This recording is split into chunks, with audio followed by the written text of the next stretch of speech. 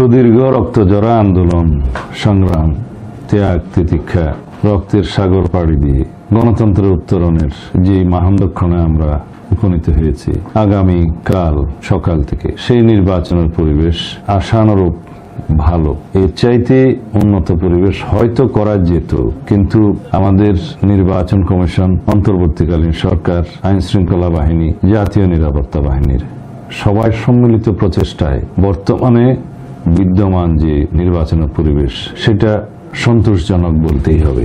দুই একটি বিচ্ছিন্ন ঘটনা ঘটতেই পারে একটি জাতীয় নির্বাচনের প্রাক্কালে, সেরকম দুই একটি বিচ্ছিন্ন ঘটনা হয়তো সারা দেশে খুঁজলে পাওয়া যাবে। তবে ওভারঅল সার্বিক আইন শৃঙ্খলা পরিস্থিতি, নির্বাচনের পরিবেশ সবকিছু মিলিয়ে এটা অত্যন্ত সন্তোষজনক।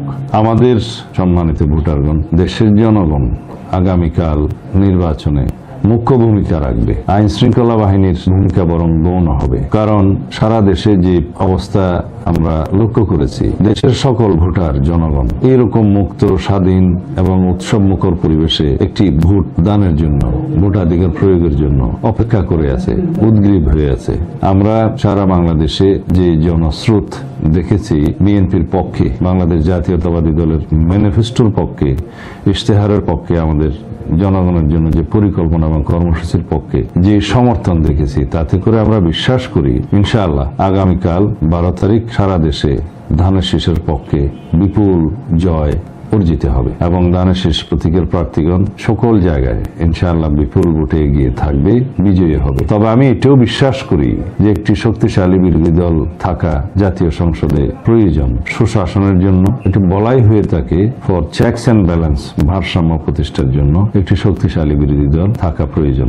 আর জনপ্রত্যাশার বিষয়ে আমাদের যে অনুভূতি, এখন বাংলাদেশের মানুষের যে প্রত্যাশা পরবর্তী সরকারের কাছে, সেটা স্কাই ইজ দ্য লিমিট, আকাশ সম প্রত্যাশা।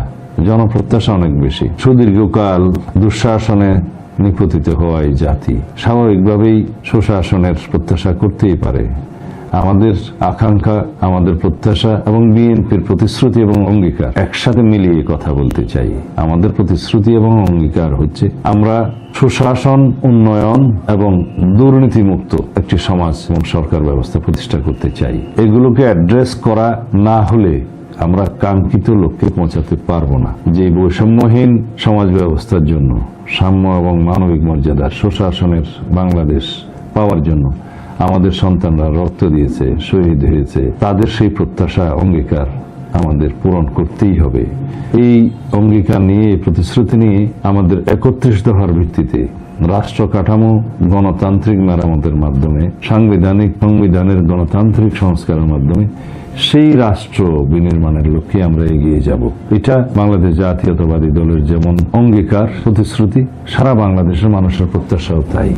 তো সুতরাং জনপ্রত্যাশা ইনশাআল্লাহ পূরণ হবে। আর আগামীকালের নির্বাচন, 12 তারিখের নির্বাচন, এই জাতির ভাগ্যের পরিবর্তন হবে এবং এখানে ইতিহাসের বাঁক বদলে দেওয়ার নির্বাচন হবে এটা। সুতরাং মানুষের মধ্যে যে গণতান্ত্রিক চেতনার উদয় হয়েছে, এটাকে আমাদের শক্তিতে পরিণত করতে হবে এবং জাতিকে এগিয়ে নিয়ে যেতে হবে। এই প্রতিশ্রুতি, অঙ্গীকার আমরা করতেই পারি এবং ভবিষ্যতে ইনশাআল্লাহ আমরা সবাইকে ঐক্যবদ্ধ করে, জাতির মধ্যে কোনো বিভক্তি না রেখে এই দেশকে এগিয়ে নিয়ে যাব। সারা বাংলাদেশের সকল সম্মানিত ভোটারদের প্রতি আমাদের আহ্বান, আপনারা বাংলাদেশের গণমানুষের দল, এদেশের পক্ষের শক্তি, বাংলাদেশ জাতীয়তাবাদী দলের প্রতীকে ধানের শীষে আপনার মূল্যবান ভোট প্রদান করে বাংলাদেশ জাতীয়তাবাদী দলের সরকার, জনগণের সরকার প্রতিষ্ঠায় সহযোগিতা করবেন।